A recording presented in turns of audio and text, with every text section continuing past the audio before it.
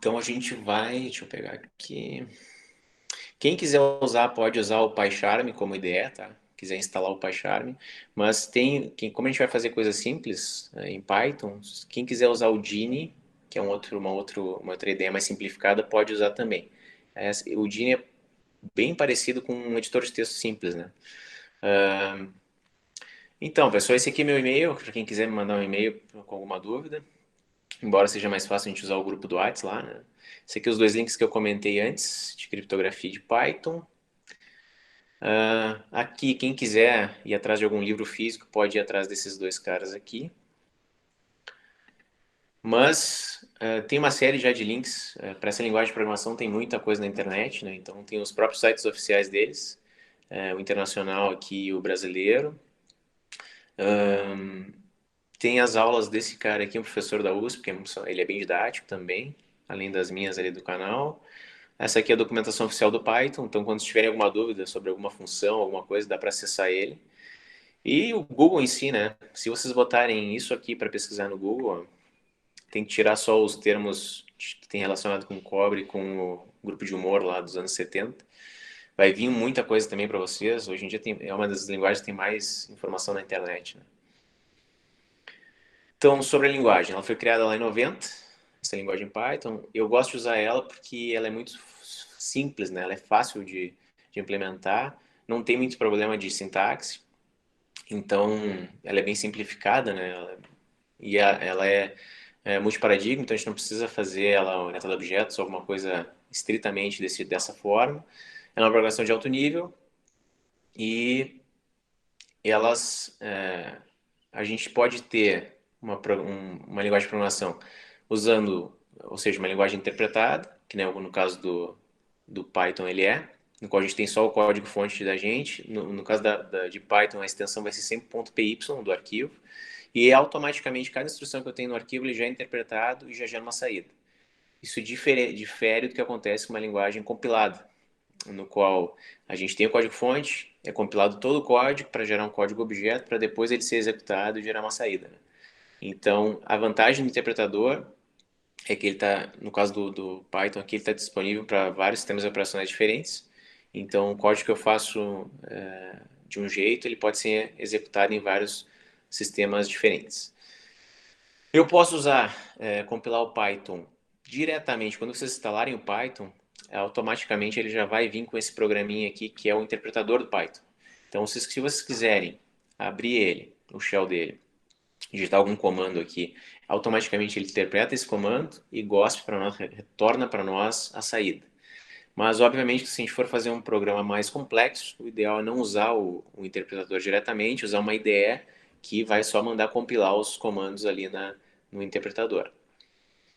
Então, por exemplo, se eu estou lá no interpretador e escrevo print, que é um comando para escrever na tela, e coloco entre parênteses a soma de um mais um, por exemplo, ele vai fazer o cálculo de um mais um, vai interpretar essa operação matemática, vai somar um com um vai dar 2, e aí ele vai jogar, através do print, o 2 para nós na tela.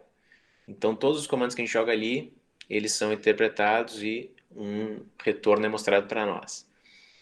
Obviamente, erros podem acontecer, como nesse caso aqui um erro de sintaxe, né? Eu tinha um operador de soma, não botei os dois operandos, então ele vai dar um erro de sintaxe. Não finalizei, por exemplo, aspas simples numa string, mesma coisa com aspas duplas, então esse tipo de erro pode acontecer. Eu posso criar um arquivo, então, de código-fonte, né? Um script, Python, com esse mesmo código que eu tinha feito antes no interpretador, e aí num terminal e usar o comando Python para interpretar esse meu script aqui. E aí ele vai executar os comandos que tem lá dentro, nesse caso só vai mostrar o 2 para nós no terminal. E finalmente posso usar uma IDE. Então, para códigos mais avançados, eu indico sempre usar, no caso, para esses exemplos simples iniciais, vocês podem usar o Dini mesmo, que é bem simples de usar. Ele tem essa cara de interpretador de texto. Embaixo tem um terminal, se vocês quiserem acessar alguma coisa. Ele precisa que vocês configurem algumas coisas ali nele, só na primeira vez que vocês instalam, mas sempre antes de usar uma IDE, instalem antes o Python. E quem quiser, já for mais avançado, gosta mais de programação, eu sugiro usar o PyCharm, porque a, a depuração de código dele é bem mais robusta, né? Então ele funciona bem melhor para códigos mais complexos. Então aqui o famoso Olamun, se a gente fosse fazer um print na tela, escrever na tela, uso a função print e entre parênteses coloco o texto, a string, né, que eu for usar em Python. Em Python a gente pode usar tanto aspas simples quanto aspas duplas, tanto faz. E como é uma linguagem de script, a gente pode colocar alguns comandos aqui. Esse aqui, essas dois comentários, indica qual é a versão do Python que eu estou usando e qual é a codificação. E aqui, quem quiser fazer alguma coisa mais bonitinha, né, dá para criar um cabeçalho também. Ou seja, aqui eu coloquei uma descrição do meu programa. Aqui a gente tem algumas variáveis de ambiente que a gente pode setar, como quem é o autor do código, qual é a licença dele, a versão, o e-mail, a data que foi criado, esse tipo de coisa. E aí, finalmente, depois criar o programa. Né? Mas isso aqui não é necessário, estritamente necessário. Essa é a cara do site do Python. Se vocês forem no Google e escreverem download Python, ele já vai redirecionar para essa pasta, para esse site, desculpa. Sempre cliquem aqui para baixar a última versão. Acho que agora já está bem mais avançado que 3.6.5, que é quando eu fiz os slides. Esse é o link que você tem que acessar, né, para baixar. Vocês vão baixar automaticamente, já vai ver que sistema operacional que vocês têm e já vai redirecionar para o correto. Quando vocês forem instalar, sempre marquem essa opção aqui, ó, para adicionar o Python às variáveis de ambiente de vocês, senão ele não vai reconhecer o comando Python na hora de executar. E aí, na hora de testar, se vocês estiverem no Windows, vocês vão abrir o prompt de vocês, escrever Python e automaticamente ele vai mostrar para vocês o interpretador do Python. Então vocês sabem que funcionou. De novo, quem quiser ver com detalhes aí como é que funciona a instalação do Python, tem aquele link que eu coloquei ele para vocês, que tem lá no meu canal. No caso do Genie, que é aquele editor, vocês vão baixar no site do Genie também, quem quiser usar o Genie. E vocês precisam configurar os build commands, que é o definir comandos de construção, né? Depende se está em inglês a versão do Genie ou se está em português. Ali que vai ser definido qual é o comando que vai ser executado para pegar o código em Python que vocês estão editando, interpretar ele e executar para nós. Então, que é a mesma coisa que a gente faz, que eu mostrei ali no terminal. Então, vai ser só definido ali que, por exemplo, se eu tiver no Windows, ele está instalado nessa pasta aqui, no C2 pontos. Eu estou dizendo que eu vou executar o comando Python, que está nessa pasta, que está dentro do C2 pontos. E esse é o nome do arquivo que eu vou usar, que é o nome do arquivo que eu estou editando no momento. Então, basta vocês adicionarem isso na linha lá de execução, ou seja, aqui em cima. Pode ser na compilação e na execução. Vão ser os dois botões que vocês vão usar depois para compilar o código de vocês. Não precisa fazer esse exercício aqui. Aqui é só, eu uso esses slides em geral, né, quando eu vou ensinar Python, então aqui é mais para começar a usar tanto a IDE quanto acessar o site do Python e dar uma olhada. Tá, beleza. Então eu sugiro que vocês façam essa instalação do Python e de uma IDE, pode ser o Genie ou pode ser o PyCharm. Quem tiver problemas com isso pode me pedir, né? E inicialmente é isso. Deixa eu ir para a aula 2. Alguma dúvida aqui até aqui, pessoal? Não, tranquilo. Beleza. Entrando um pouquinho mais na disciplina, no Python, tem uma função bem interessante que vocês podem usar sempre, que é a função type. Então, se vocês tiverem ou no interpretador, que é aqui como eu estou mostrando, né, ou num código de vocês, e vocês botarem type, entre parênteses, o nome de alguma variável ou um tipo mesmo, ele vai dizer a que tipo pertence essa variável, ou esse conteúdo. Então, nesse caso ali do primeiro, ele diz que pertence a string, o segundo, que é o número 17, ele diz que é um inteiro, e o 3.2 ele diz que é um float, que é um número em ponto flutuante. Então, duas dicas: nunca usem vírgula em caso de ponto flutuante, então nunca vou botar 3,2 no caso do exemplo ali, porque vírgula é para separar termos em Python. Então, quando eu tiver um número fracionado, uso ponto ali para separar. E tudo que tiver entre aspas duplas ou aspas simples é string. A gente pode criar variáveis, então como ele é interpretado, a partir do momento que eu defino lá a mensagem, nesse caso do exemplo aqui, recebe com a atribuição de igual um conteúdo, que nesse caso é uma string com aí doutor, automaticamente a partir dessa linha ele já vai ter essa variável definida e automaticamente ela vai ser do tipo string. Se eu alterar esse conteúdo de mensagem para algum outro tipo, fizer ele receber um número, a partir daquela linha em diante ele vai ser de outro tipo, vai ser inteiro. Então, diferentemente de uma linguagem compilada, eu não preciso dizer o tipo de informação que eu vou guardar dentro da variável. Vai depender do tipo de informação que eu armazenar nela. Então, nesse caso aqui, a gente tem mensagem que é string, um n que é um inteiro e o p que é um float. E aí, posso usar o print, aquela função, para escrever na tela esses conteúdos para ver o conteúdo de cada variável. Algumas dicas aqui para declarar nome de variáveis.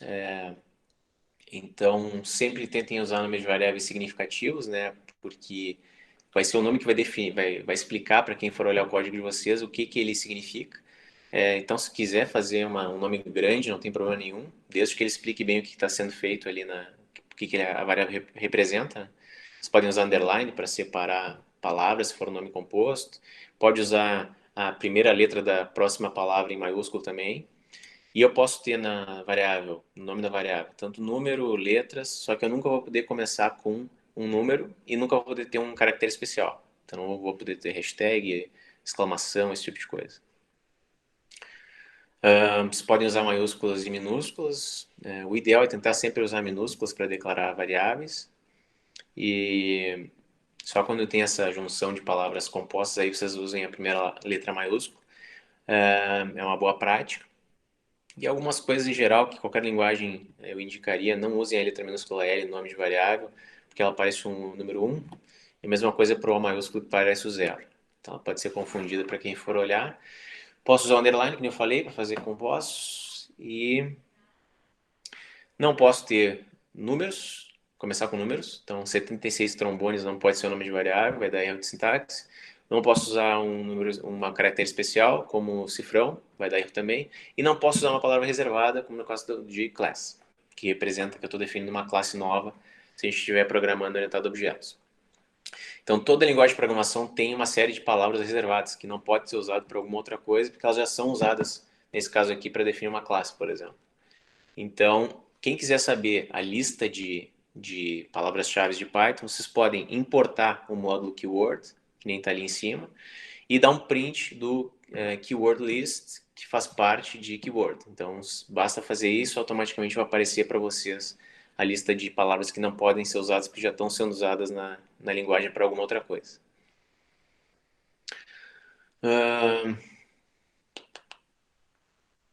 Então, qual é o erro que vai acontecer aqui, pessoal? A gente tem uma variável chamada message, com dois S, que recebe esse conteúdo, esse texto, e na hora que eu for dar o print, eu fui dar o print ali, eu esqueci do outro S.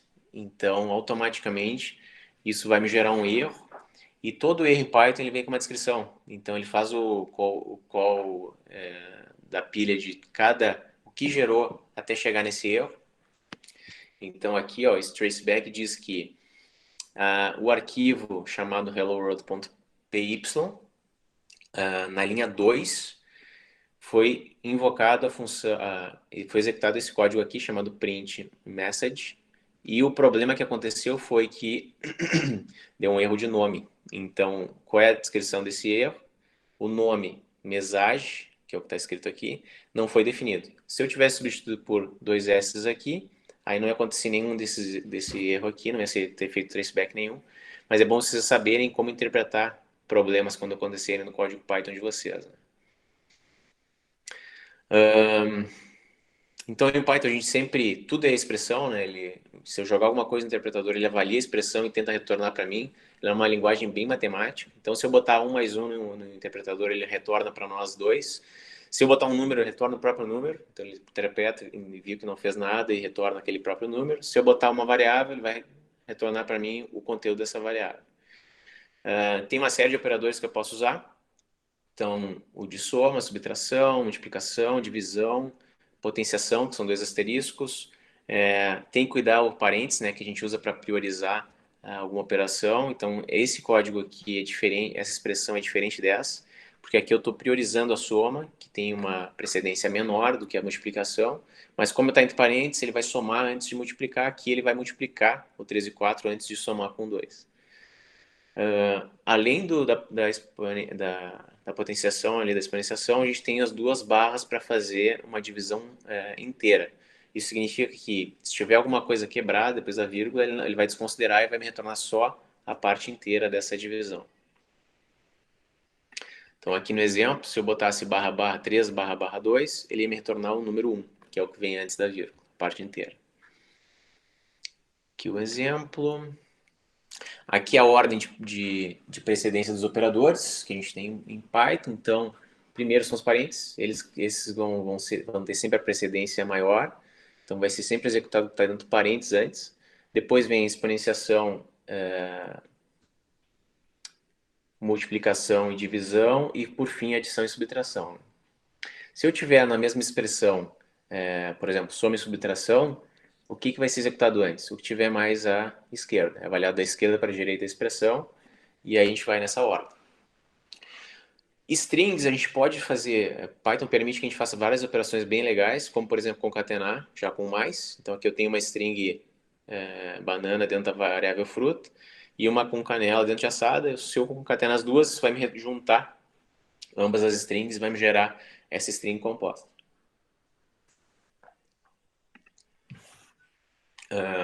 Ele permite algumas coisas mais estranhas ainda, que é, por exemplo, aqui eu tenho a string legal, né? Isso poderia estar dentro de uma variável também.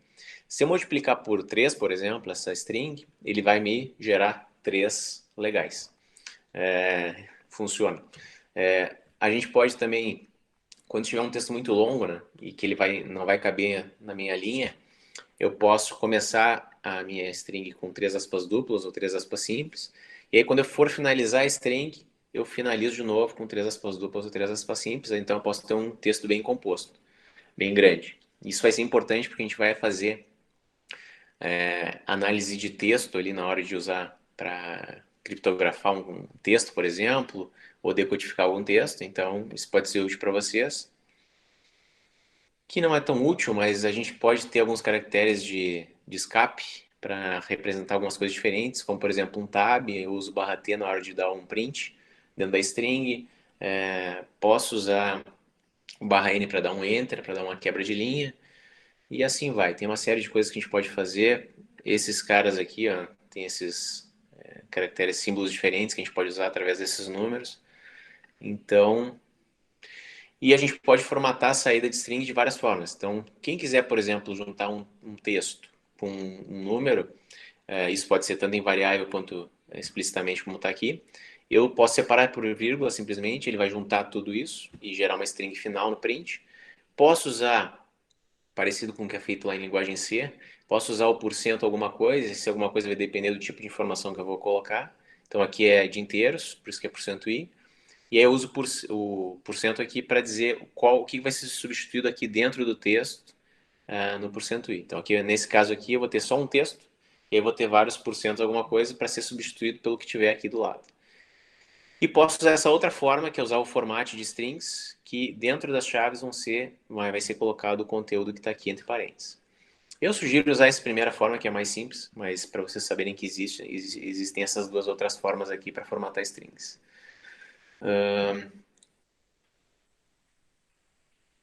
Ok. Para ler alguma coisa do usuário, vocês usam a função input. Então, aqui dentro do input, vocês podem botar um texto que vai aparecer para o usuário naquele momento. E aí o que o usuário digitar vai ser jogado aqui para uma variável que vocês vão receber. Então aqui ele está mostrando para o usuário qual é o nome dele. Ele fica esperando, então ele fica ali bloqueado até que o usuário digite. Quando o usuário digitar e der um enter, o conteúdo do que o usuário digitou vai ser jogado para essa variável nome. E aí eu posso usar a variável nome conforme eu quiser. Importante, se a gente estiver usando input, a gente vai sempre ler strings. Então, independente se o cara botar um número lá dentro e der um enter, o que vai vir para mim é o texto. Então, se o cara digitar 10 e der enter, o que vai vir para mim é, entre aspas duplas, 10. Então, se a gente quiser ler um número, a gente tem que usar a função de conversão aqui, int, e pegar o texto que foi colocado pelo usuário. Então, por exemplo, seria o 10 aqui, e ele vai jogar, transformar isso realmente no número 10. E aí eu posso fazer cálculo matemático, posso fazer o que eu quiser com ele. Se eu quiser fazer o contrário, transformar esse número para uma string, aí eu uso a função de conversão str, que é de string. Mesma coisa para um número com vírgula, né? Uso float em vez de int.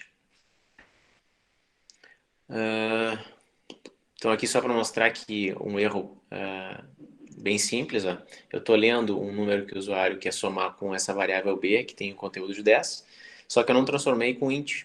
Então aqui ele vai tentar transformar um texto, somar um texto com um número na hora de dar o print, e ele vai me dar um erro dizendo que tem um erro de tipo, porque ele deveria ser string e não inteiro. E aí ele surtou ali porque ele não sabia o que fazer, o interpretador Python.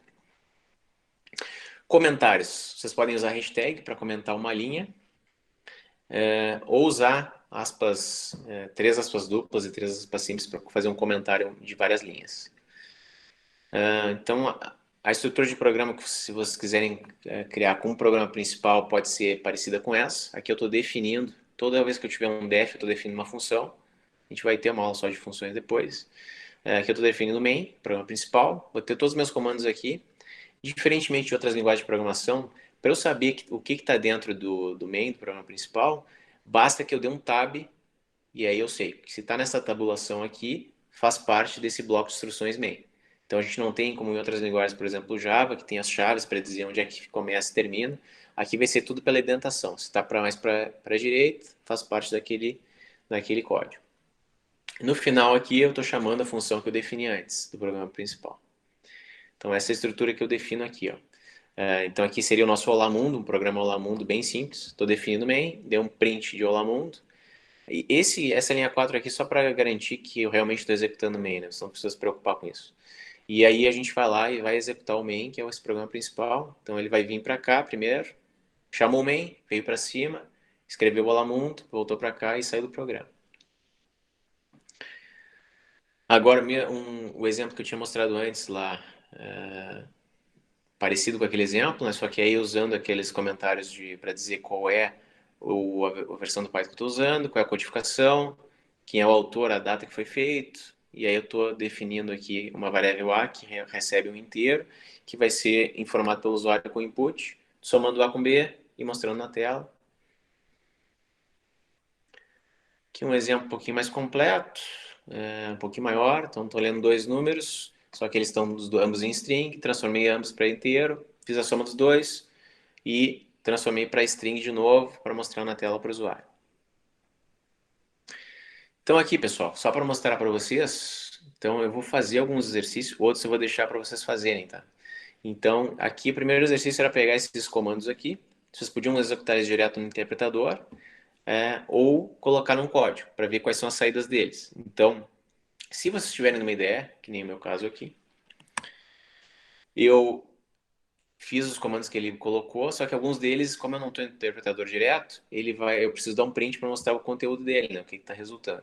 Então aqui eu tenho uma variável width, que tem o número 17, uma height, que tem o número 12.0, uma outra que é um string, que tem o ponto, e aqui eu estou dando um print dela dividido por 2, dela dividido por 2.0, o height dividido por 3, uma expressão aqui também, e o delimiter, que é esse cara aqui, essa string multiplicado por 5, ele vai mostrar 5 pontos. Então, vou executando esse cara aqui. A gente tem ó, o 8.5, essa primeira divisão do 17 por 2. Aqui é a mesma coisa para o de baixo, não faz diferença nenhuma. O height aqui, o 12 por 3, dá o 4.0. Como o 12 já era um float, ele já deu o resultado em float. E depois o 11 e os 5 pontinhos, que era o pontinho aqui, multiplicado por 5.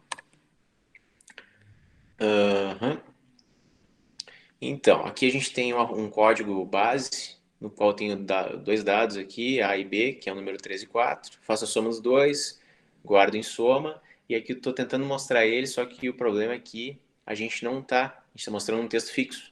Então, esse cara aqui não pode estar entre aspas duplas, porque eu quero usar o conteúdo de soma, né? Então, para resolver esse problema, bastava a gente fechar as aspas duplas antes, botar uma vírgula, para separar o texto da variável e tirar essas aspas duplas daqui. Aí ele ia mostrar o resultado da soma, que é 7. Nesse último exercício aqui dessa aula, A gente tem aquele código base que a gente tinha antes. Então, sabendo que o operador mais concatena duas strings, blá blá blá. Então, a ideia é que vocês peguem esse código aqui, executem ele. Então, aqui a gente está lendo duas strings, transformando os dois para inteiro, fazendo a soma dos dois, transformando para string de novo.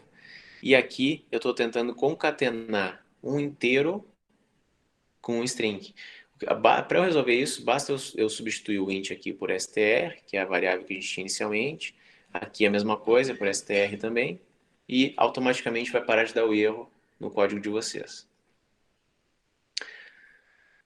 Isso aqui é bem simples, né? Aqui diz para salvar um texto numa variável, depois dar um print dela, alterar ela e dar um print novamente. Então ela é bem simples, não vou me deter aqui. Esse é um exercício que vocês podem fazer em casa depois, ou hoje depois da aula. Eu quero que vocês criem um programinha em Python, para vocês começarem a treinar um pouquinho de Python ali, no qual o usuário vai decidir o que ele quer fazer. Qual operação dessas ele quer fazer. Aí vocês podem definir que um é para soma, dois é para subtrair. Vocês podem definir que o usuário vai colocar o símbolo ali de mais ou de menos, e aí vocês vão testar isso. Digitar dois números e, dependendo do que ele selecionou, a gente vai fazer um código ou outro. Para vocês terem uma ideia aqui, eu acho que tem depois, eu vou mostrar exemplo de if ainda, de condicional. A única coisa que vocês vão ter que saber fazer aqui é o input, obviamente, fazer o cálculo ali e usar o print para mostrar e fazer um if condicional para testar. Então, como tem exemplo no próximo slide, acho que eu não vou dar um exemplo ali. Mas para testar alguma coisa em Python, por exemplo, digamos que eu quisesse testar que o if ali é menor que 15. Eu usaria if, colocaria ali a variável que eu quero testar, coloco se ela é menor que 15, e aí, se aconteceu isso, eu vou dar um print sim. A gente pode ter vocês não precisam colocar parênteses aqui no if. O dois pontos é o que vai dizer que vai começar o nosso condicional. Tudo que tiver para um tab para a direita vai fazer parte do if, vai ser executado quando essa condição for verdadeira. E a gente pode ter um else, no qual é a opção de não funcionar, né? Ou seja, não foi menor que 15. Aí ele vai vir para o else e vai executar o que está aqui embaixo. Então tudo que estiver aqui nessa tabulação dentro do else, dois pontos de novo vai dizer como é que começa nosso sinão ali do condicional. E por enquanto é isso. Questões aqui por enquanto, pessoal? Não, tranquilo. Tranquilo. Então agora a gente vai definir funções. Então, o que acontece? Uma função é um jeito de a gente agrupar um trecho de código para poder reutilizar ele quantas vezes a gente quiser. E, além disso, a gente pode dar um nome significativo para aquele código e isso vai deixar o nosso código mais fácil de ser entendido. Porque, por exemplo, eu vou ter 10 linhas de código que eu vou dar um apelido, que vai ser o nome da minha função, eu jogo aquelas 10 linhas de código dentro da minha função e o que o usuário vai ver é só a chamada da função. Então, só o nome da minha função, o que faz. Aí, se o cara quiser entender como é que funciona, o que está sendo feito dentro daquela função, ele vai lá e vai olhar o código das 10 linhas. Então, isso ajuda bastante para transformar um código em algo mais legível, né? Então, aqui, por exemplo, a gente tem o defMain, que a gente já definiu no exemplo dos slides anteriores, e aqui eu defini uma outra função antes, chamada greetUser. Então, a única coisa que essa função faz é dar um print de olá. Então, ali no programa principal, no defMain, eu estou chamando o greetUser, que é a função anterior. E lá no final é o que está desencadeando tudo. Então, automaticamente funciona como?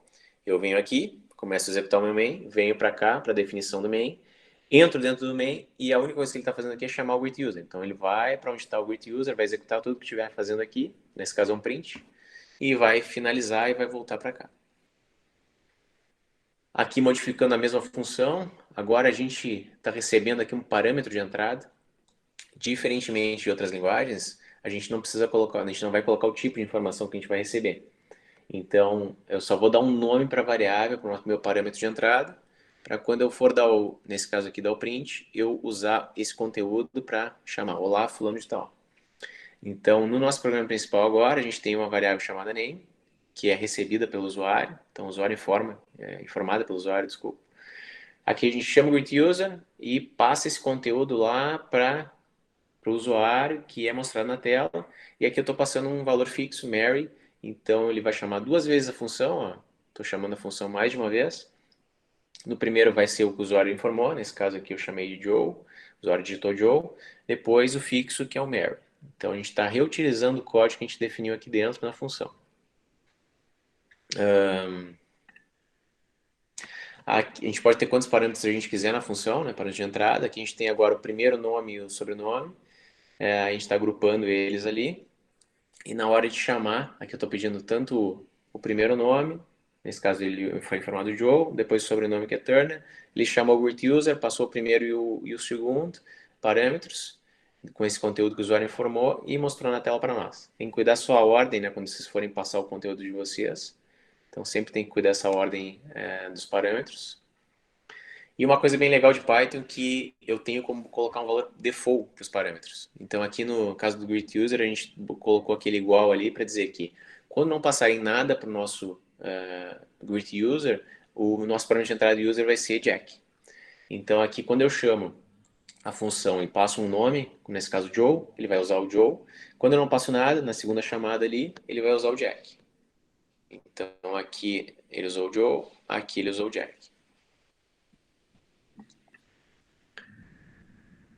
A gente vai sempre criar funções novas com o def, então aqui eu estou definindo o nome da minha função, entre parênteses a lista de parâmetros que eu vou ter separado por vírgula, 2 pontos para iniciar ela e com um tab para a direita, dentro dela ali vai ser todo o conteúdo, né, o corpo da minha função, o que ela vai executar toda vez que eu chamar por esse nome aqui da função. A gente pode chamar a mesma função quantas vezes a gente quiser. Eu posso chamar uma função dentro de outra também, utilizar o código que existe. A gente consegue eliminar código repetido, né? Se tiver que fazer uma operação várias vezes, eu posso criar uma função que faz aquela operação e só chamar ela quantas vezes eu quiser. Então aqui, se a gente pensar aqui nesse código aqui, o que acontece? A gente tem uma função chamada nova linha, que dá um print só e dá um enter, como se estivesse dando um enter só. E aqui eu estou dentro de 3 linhas, que é uma outra função, eu estou chamando 3 vezes a função que eu defini aqui em cima. Então, o que acontece? Aqui eu estou escrevendo na tela a primeira linha, que é o que acontece aqui. Chamo 3 linhas, então ele vem para cá, dá um print, volta, dá um print, volta. Então ele deu 3 enters ali e por fim mostra a segunda linha. Cuidem que sempre que vocês definirem uma variável dentro de uma função, essa variável só existe dentro dela.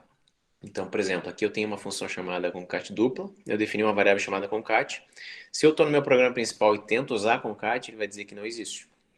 Então, sempre que eu definir dentro de um escopo, ele vai estar sempre no escopo mais interno. Então, quando vocês tiverem um programa maior em Python, parecido com isso é o que vai ter no código de vocês.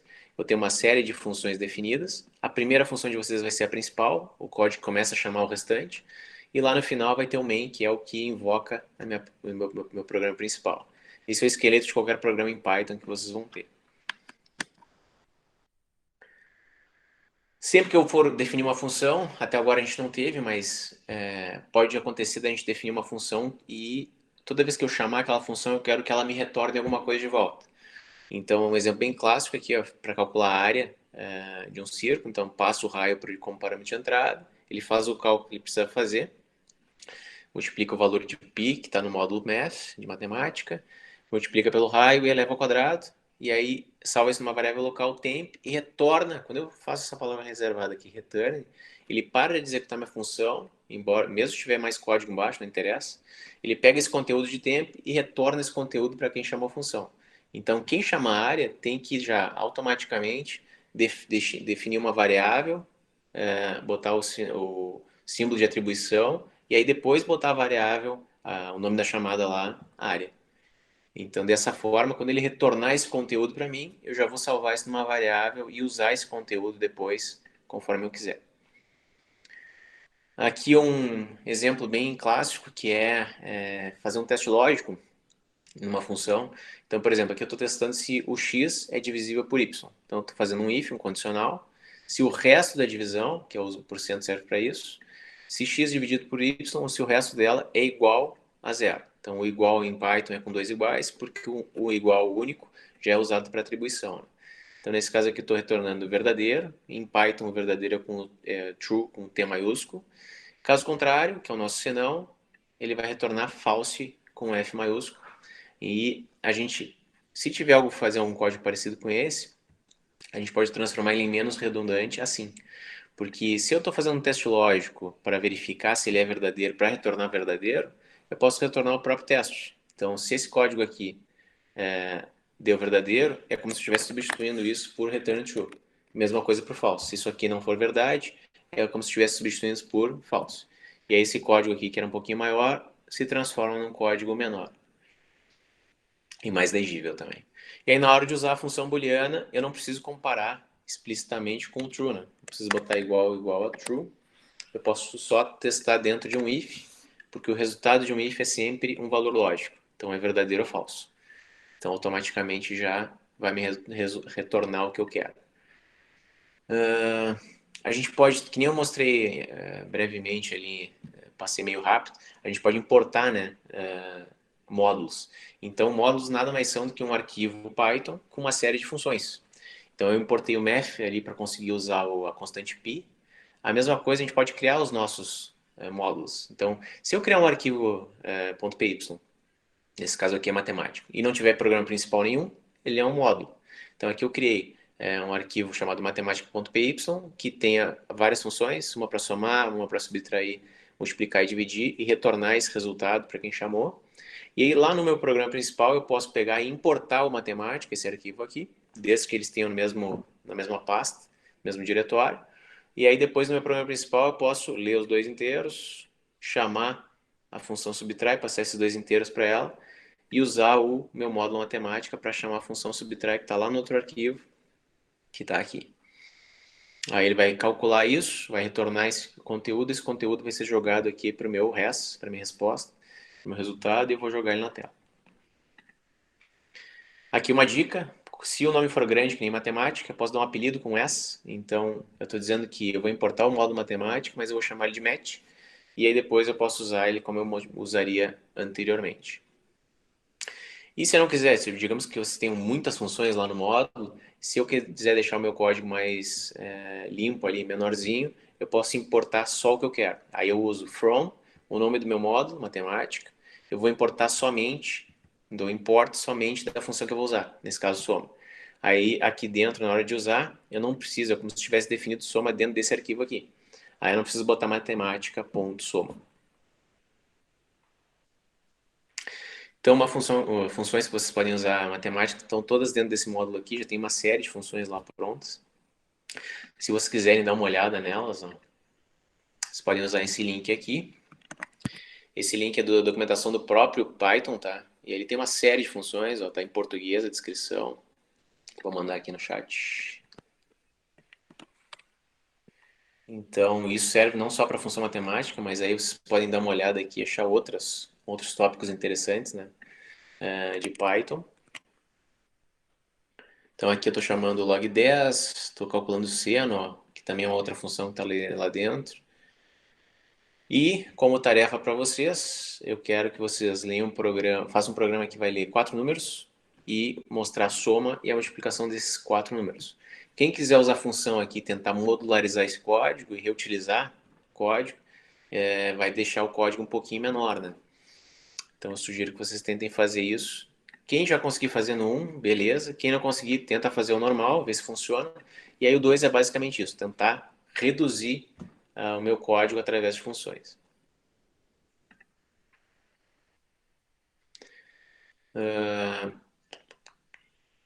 Então aqui vamos fazer essas funções aqui. Fazer um códigozinho aqui para vocês terem como exemplo. Então, opa, botei a descrição ali. Como isso aqui eu não quero que seja usado pelo interpretador, eu vou comentar isso e fazer isso a mesma coisa para os demais aqui. Então, isso é código, é texto puro. Então, se eu for fazer uma função, for definir uma função que vai retornar o dobro de um número, eu vou definir com def, vou chamar de calcula dobro. Entre parênteses, eu vou colocar, o dois pontos aqui diz que vai começar a minha função, entre parênteses eu preciso receber um número, né? Então, vou definir meu parâmetro de entrada aqui chamado número. Se ninguém me passar, eu vou usar o default como zero. Então aqui eu vou retornar o nosso número vezes 2. Fiz o dobro do número ali. A outra função aqui é para fazer o quádruplo. Então, só que a gente tem que usar a função do anterior. Então, def calcula quádruplo. Basicamente, o que a gente vai fazer aqui, vou chamar de num só para diferenciar, a gente vai chamar o calcula dobro, a gente vai retornar calcula dobro, vezes o calcula dobro.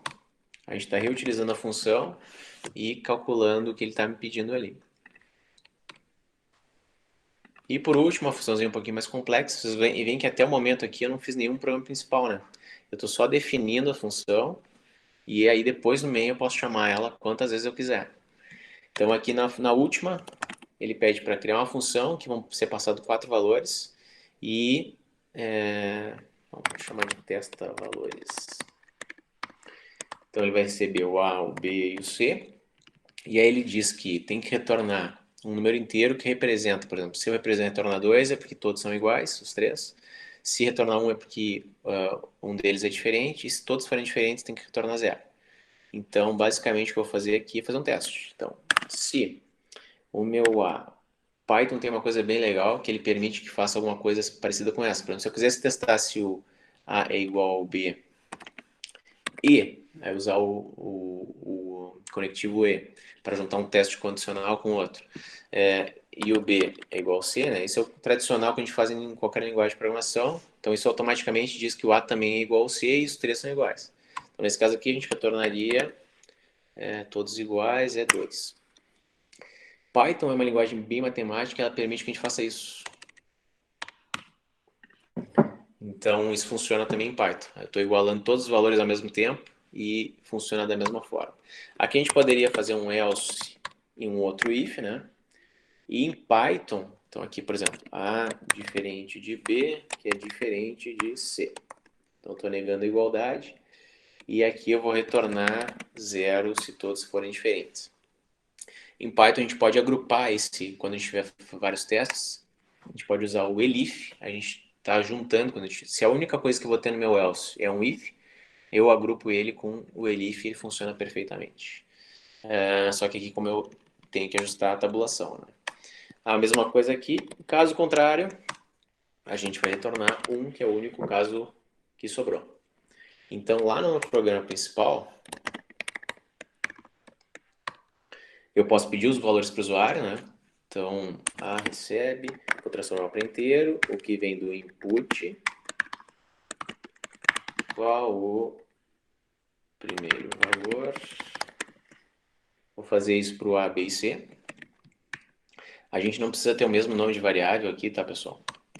Eu posso ter outros nomes, porque dentro do escopo da função testa valores, ela é A, B e C, mas aqui poderia ser valor 1, valor 2, valor 3. E aí eu vou chamar esse testa valores com valor 1, passar na mesma ordem, só que aqui a gente, como eu copiei, vou mudar aqui, segundo, terceiro, V2 e V3, e o resultado disso vai vir para mim na variável R. Então, vocês notem que no main a gente está só fazendo interação com o usuário, lendo, escrevendo para ele, os códigos de lógica estão todos separados e não estão no meu programa principal. Vamos fazer o seguinte, vamos fazer um if r igual a zero, a gente vai escrever que eles são todos diferentes. São diferentes. Elif r igual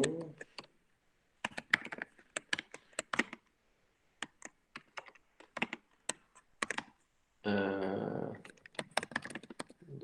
são iguais e else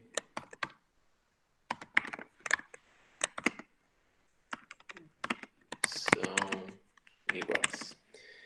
Vocês notem que tá meio estranho aqui, né? Tá tudo bem simples aqui, do nada eu faço um baita código para fazer uma coisa só que é mostrar o resultado. Então, basicamente, posso criar uma outra função. Mostra o resultado e vai receber esse R.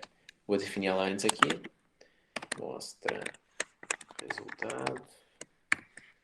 Recebe o nosso R e mostra todo aquele código que a gente fazia antes. Nesse caso aqui a gente não vai ter um return, porque está só fazendo testes com o parâmetro de entrada e mostrando na tela. E vamos chamar o nosso main, o nosso programa principal. Então, quando a gente executar isso agora,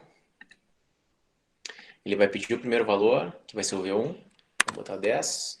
Vai pedir o segundo valor, que é o 20. E vai pedir o terceiro valor, que é o 30. São todos diferentes. Então, ele veio para cá, leu primeiro o V1, V2, V3, chamou o testa-valores, veio para cá, passou o conteúdo de V1 para A, o V2 para B, V3 para C, testou aqui, deu falso, veio para cá, testou deu verdadeiro, retornou zero. Isso aqui foi substituído por zero. E foi passado o conteúdo de R, que era zero, para mostra resultado. Veio para cá, R igual a zero, então são diferentes. E acabou o nosso código. Questões aqui, pessoal, por enquanto? Ficou alguma dúvida? Estou fazendo uma revisãozinha de Python, para quem nunca viu. Como é que tá achando? Tá achando muito complicado? Tá tranquilo? Tranquilo, professor. Tranquilo aí, professor. Tá bom. Beleza. E por fim, finalizar nossa aula de hoje.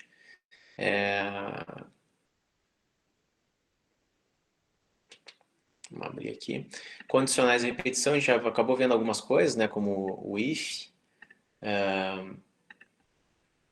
Aqui eu vou entrar um pouquinho mais a fundo. Então a gente tem o barra barra para divisão inteira, que nem eu falei antes, do operador de divisão. Tem o porcento para pegar o resto da divisão. Tem os comparadores, operadores relacionais, né, o de comparação, que é o igual igual, que vai retornar sempre um verdadeiro ou um false. Tem os relacionais para verificar se é maior, menor, maior igual, menor igual. O diferente, que a gente está negando a igualdade. E o in e o not in, que a gente vai ver na próxima aula, que a gente fala, é mais fácil de ver. Então aqui é a ordem de precedência desses operadores.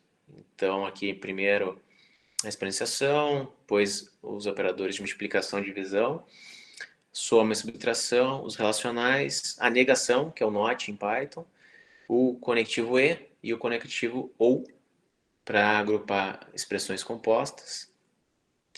Aqui alguns exemplos, tá, de operações lógicas. Então vai sempre retornar verdadeiro ou falso. Quem quiser para aqui quando estiver vendo o vídeo, ele dá uma olhada com calma, mas é bem tranquilo, bem simples. O nosso if vai ser sempre desse jeito, o nosso teste condicional, 2 pontos. Todos os comandos que pertencem àquele if que vão ser executados quando o nosso if for verdadeiro.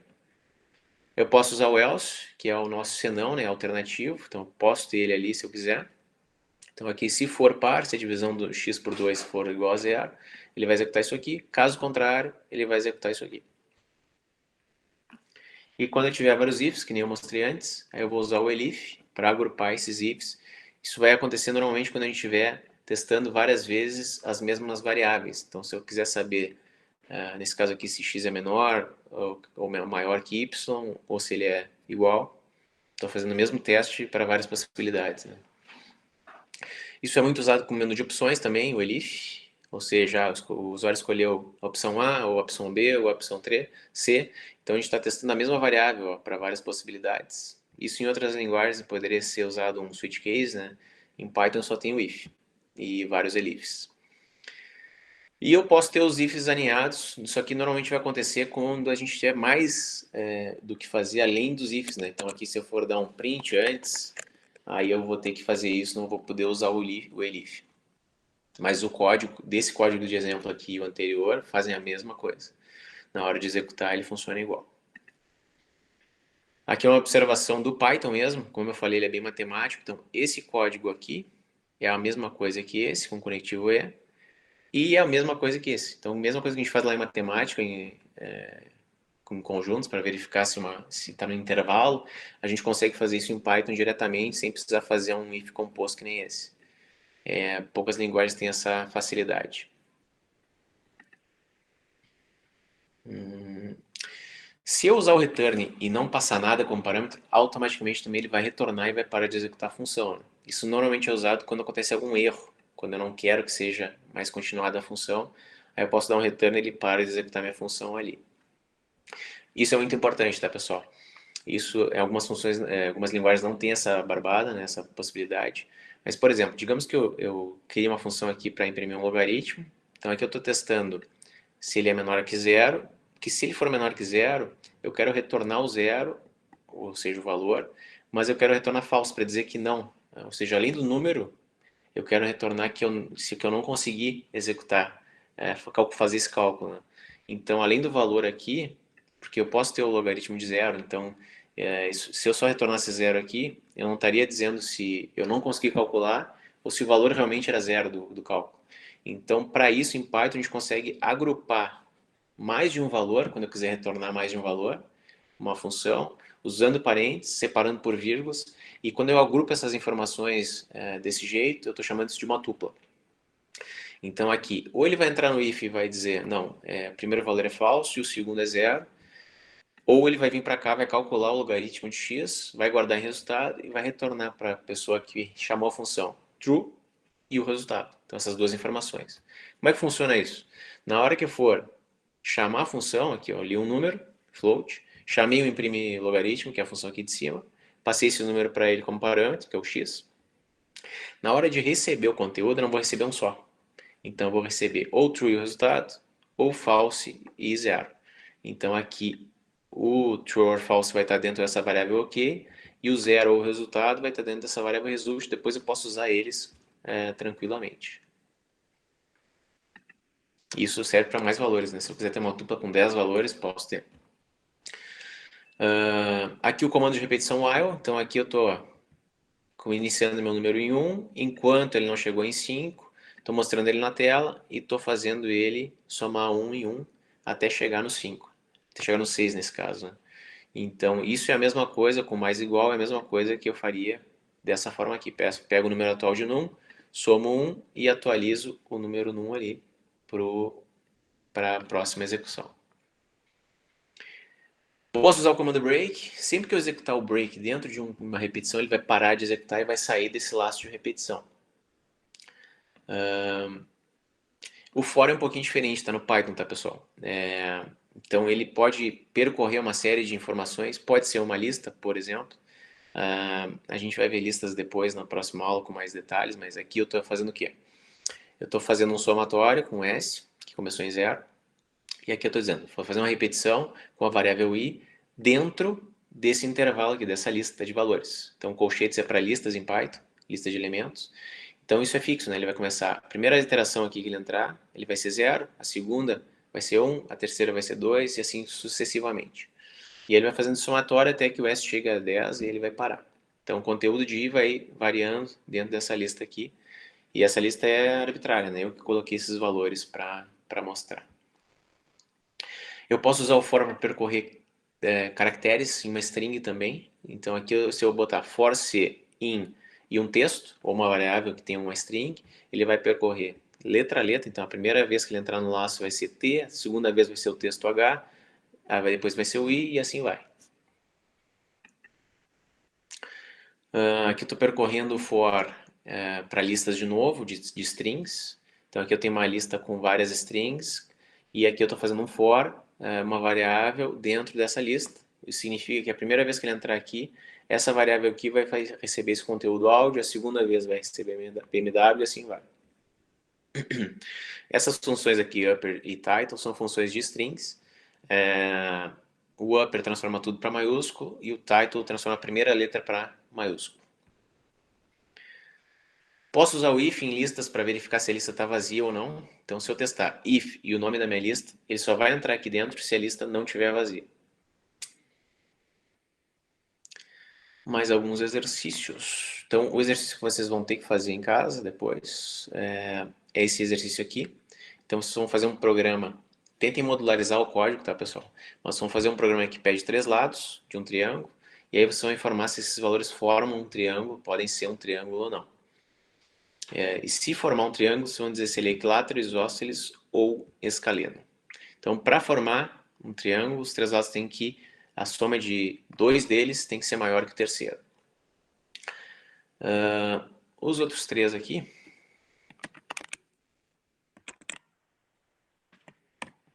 Para finalizar. Vamos ver aqui. Beleza.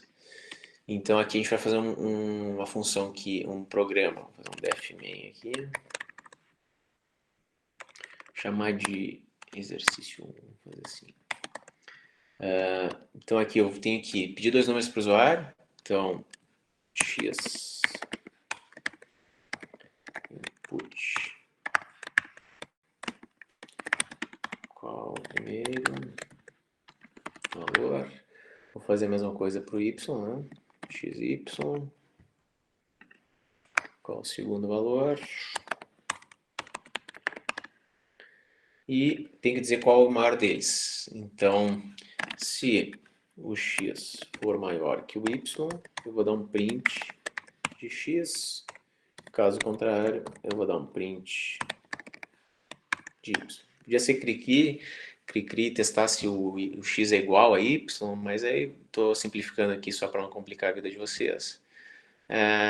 A mesma coisa aqui para o negativo e positivo. Então, parecido, né? Aqui eu vou ler um número só. E quero verificar se ele é positivo ou negativo. Para verificar se ele é positivo, ele tem que ser maior ou igual a 0. Aí eu vou dizer que é positivo. Caso contrário, eu vou dizer que é negativo. Exercício 2. E tá...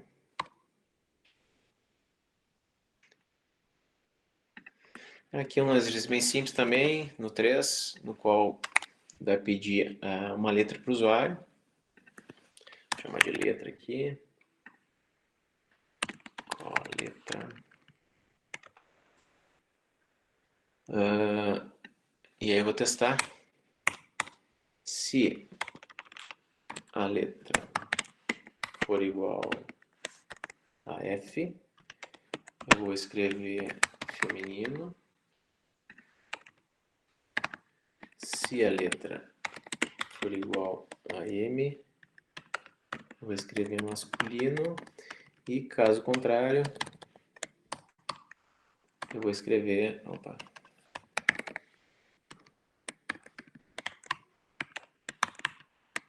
Sexo inválido. E tá feito. Então, só para vocês terem mais uns exemplinhos ali. Aqui tem mais uns exercícios, mas eu não vou onerar vocês aí. O único coisa que tem que fazer é esse 4. Lá no Moodle, eu botei a descrição deles ali, aqui. E aí vocês submetem nesse aulas 1 a 4 aqui. Na próxima aula a gente vai continuar a revisão de Python. É importante essa revisão porque a gente vai usar eles depois, todo esse know-how ali para entender os códigos de criptografia, né? E por hoje é isso, pessoal.